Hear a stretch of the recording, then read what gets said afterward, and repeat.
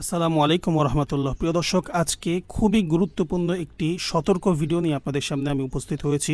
প্রিয় দর্শক, কয়েকদিন আগে যখন বাংলাদেশের অবস্থা অতি খারাপ ছিল, আবহাওয়া প্রায় 37 ডিগ্রি সেলসিয়াসে তাপমাত্রা ছিল, তখন কিন্তু স্কুল কলেজ বন্ধ করে দেওয়া হয়েছিল। কিন্তু গতকাল স্কুল যখন খুলেছিল তখন প্রায় 41 ডিগ্রি তাপমাত্রা হয়ে গিয়েছে এবং স্কুল খোলার পরপরই আমরা বিভিন্ন পত্র পত্রিকার মাধ্যমে খবর পেয়েছি যে সেখানে শিক্ষার্থী, স্কুল ছাত্রছাত্রী, গার্ডিয়ান সহ অনেকেই কিন্তু মৃত্যুবরণ করেছেন, অনেকেই অসুস্থ হয়েছেন। প্রিয় দর্শক, সেই ফুটেজগুলো আপনাদেরকে আমি দেখাচ্ছি এবং ফুটেজগুলো দেখানোর পরেই ডাক্তার নাবিলের আমরা কিন্তু একটি ভিডিও দেখব যেখানে আমরা এই হিট স্ট্রোক থেকে কিভাবে আমরা বাঁচতে পারি। এটি অতি গুরুত্বপূর্ণ একটি বিষয় বর্তমান সময়ের জন্য, তাই আজকের ভিডিওটি অন্ততপক্ষে শেষ পর্যন্ত দেখুন।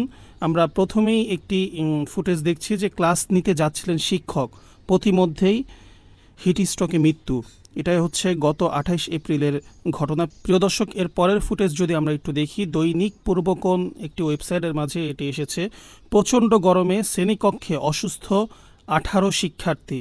প্রিয় দর্শক, এরপরে আমরা আরেকটি ওয়েবসাইটে দেখেছি হিট স্ট্রোকে শিক্ষকের মৃত্যু। এরপরে কিন্তু আমরা যুগান্তরে দেখেছি মানিকগঞ্জে হিট স্ট্রোকে প্রধান শিক্ষকের মৃত্যু হয়েছে। প্রিয় দর্শক, এরপরে ঢাকাতেও কিন্তু একজন মারা গিয়েছেন হিট স্ট্রোকে, বিশ্ববিদ্যালয়ের শিক্ষার্থী।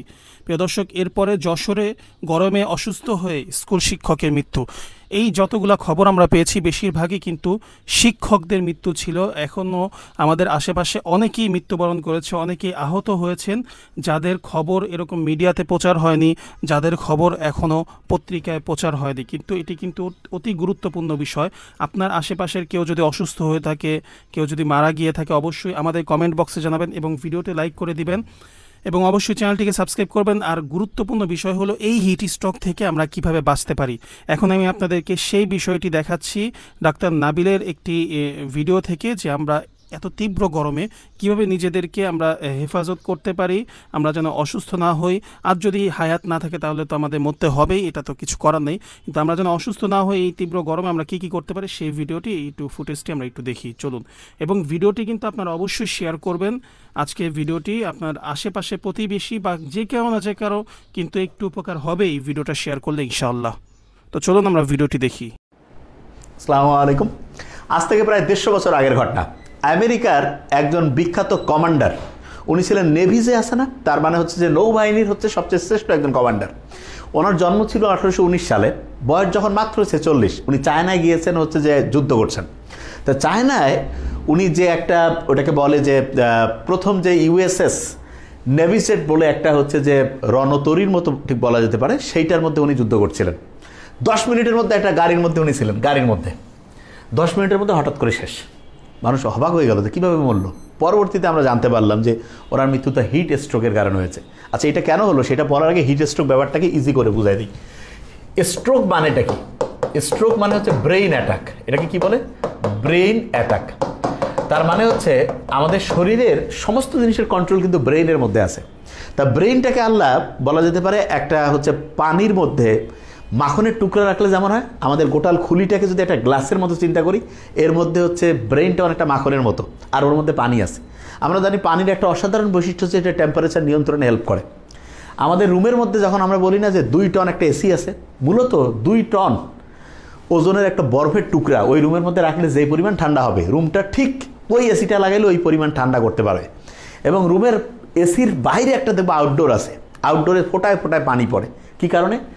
পানি যখন এক জায়গা থেকে আরেক জায়গায় যায় সে তাপকে শুষে নিয়ে যায়। তার মানে তাপমাত্রা নিয়ন্ত্রণে পানির একটা আলাদা গুরুত্ব আছে। তা যে কথা বলছিলাম যে আমাদের যে ব্রেইনটা আছে, সেই ব্রেইনটা একটা নির্দিষ্ট তাপমাত্রা সবচেয়ে আদর্শ হইতে কাজ করে। কোনো কারণে যদি দেখা গিয়েছে সেই টেম্পারেচার এত বেশি বেড়ে গেছে যে ব্রেইন কুলডাউন করতে পারতেছে না, তখন ওই ব্রেইন নিজেই, যেমন অনেক সময় হয় না যে কম্পিউটার, মোবাইল, ল্যাপটপ গরম হয়ে গেছে, কবে ঠান্ডা করো, রেস্ট দাও, ঠিক তেমনি করে ব্রেইন নিজেই দেখা গেছে ডিসেবলড হয়ে গেছে।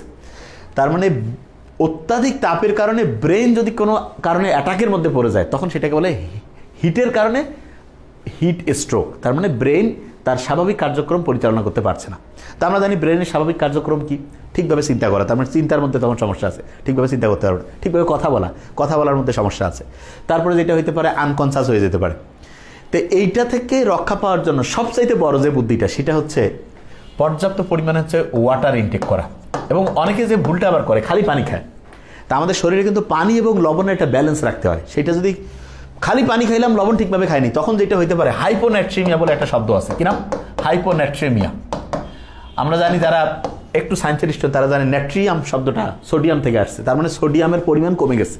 এই জন্য আমরা যখন লবণ একটু মিক্সড করে পানির সাথে খাইলে আমাদের দেখা যাবে লবণ পানির ব্যালেন্সটা ঠিকভাবে থাকবে। এই জন্য চাইলে আমরা কেউ স্যালাইনও খেতে পারি, খুবই ভালো। এবং মাথায় রাখতে হবে পানির পিপাসার জাস্ট অনুভূতি আসলে সাথে সাথে খেয়ে ফেলি, না লাগলেও আমরা এই সময় অন্তত প্রচণ্ড তাপমাত্রা থেকে নিজেকে নিয়ন্ত্রণ করার জন্য পানির পরিমাণটা যাতে আমাদের শরীরে ঠিক থাকে এই জিনিসটা। আরেকটা জিনিস, আমাদের শরীরে যখন পানির পরিমাণ ঠিক থাকবে তখন আমরা ঠিকভাবে ঘামবো। ঘামলে কী হবে, আমাদের শরীর থেকে পানি বের হচ্ছে। ওই যে রুমের মধ্যে এসি লাগাইলে বাইরে যেমন ফোটায় ফোটায় পানি পড়তে থাকে, রুমটা ঠান্ডা হয়, ঠিক তেমনি করে যখন আমরা ঘামতে থাকবো তখন আমাদের শরীরটা আস্তে আস্তে ঠান্ডা হবে। তার মানে শরীরের মধ্যে ওয়াটার এবং সল্ট এই দুইটার যাতে ব্যালেন্স ঠিক থাকে